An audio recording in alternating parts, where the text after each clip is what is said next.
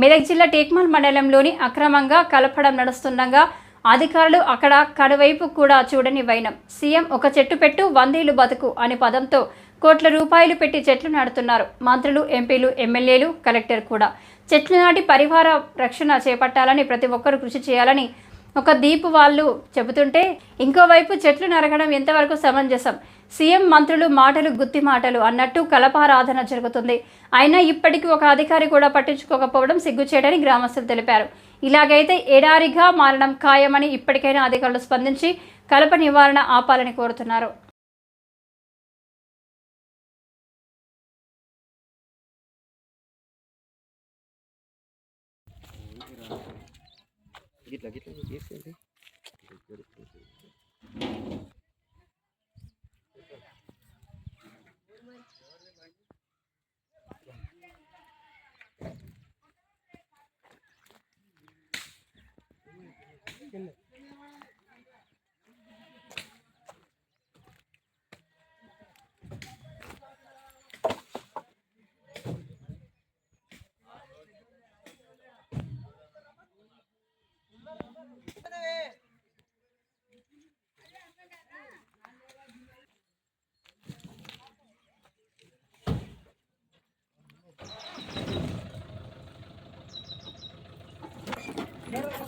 ఏం